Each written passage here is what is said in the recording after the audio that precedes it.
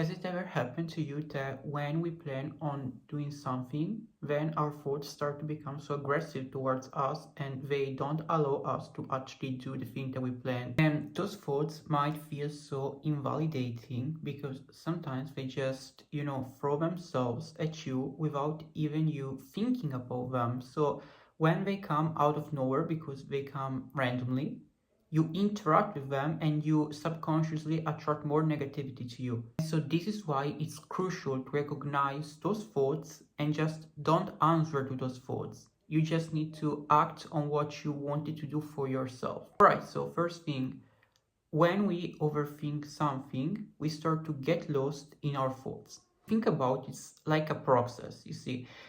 The first thought, okay, starts to come up in your head and you start to answer to that thought. And the more you actually interact with those negative thoughts, the more they start to flood your head and you start to get multiple thoughts, even related to past experiences that just sneak into your mind and they don't allow you to do what you wanted to do for yourself. So I've recently seen a documentary about a psychiatrist that has said that we all have a part X inside of our head. So this part X is the part that prevents us from succeeding, prevents us from just unlocking a new reality for ourselves. The thing that people should do is not replying to this part X.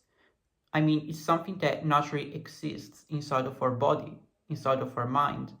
But we just don't need to react to that. Instead, we should just focus on getting what we want to do done. To sum it up, you don't have to fight against the overthinking, but instead you should just move forward with what you need to do without complaining about that. So another important thing about our thoughts is that not every thought that you have identifies with your identity. This is such a major issue for most people. Because most people, whenever a thought sneaks into their head, they start to identify with that thought. But that's not true. See, we all have negative thoughts, but the main difference between someone who's mentally healthy and someone who's mentally unhealthy is that the mentally healthy person keeps a private space for themselves filled with positive thoughts that just feed the real identity of themselves. While for the mentally unhealthy person, they just tend to care a lot about every single thought that pops in their mind. And this creates more negativity and they start to have a distorted perception of themselves. Yeah, you can just tell yourself, this thought does not represent me. Positive things represent me. Maybe, I don't know, you're such a beautiful person, but you start to get the thought, oh my gosh, today you look ugly, oh my gosh, you don't have a good appearance and stuff like that. But that does not have to be true. You are unique in your own way.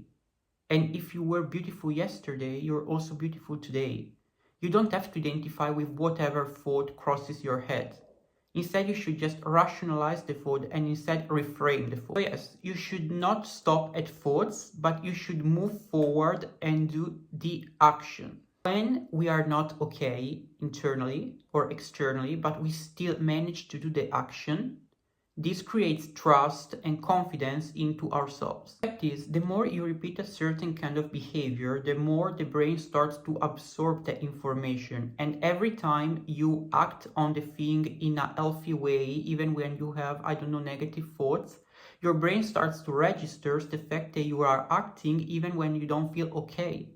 I can say that one way to get confident is just to build strict routines for yourself. It's just to be constant with your work, constant with your routines, to be constant with your principles. You just don't need to think about that, but you also need to act on that in order to become confident. You see, the fact is that you can't expect to change your reality if you don't actually put the work into changing your reality and you constantly stay stuck on the negative mentality that you have. There isn't a clear day where things finally start to work out, you see.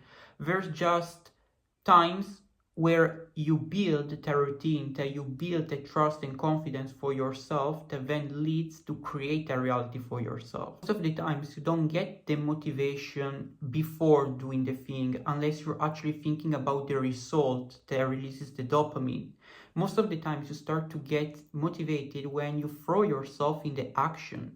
And the most difficult thing sometimes is just starting the action. The struggle is just in initiating the action, because you need to put effort into that in order to just start that.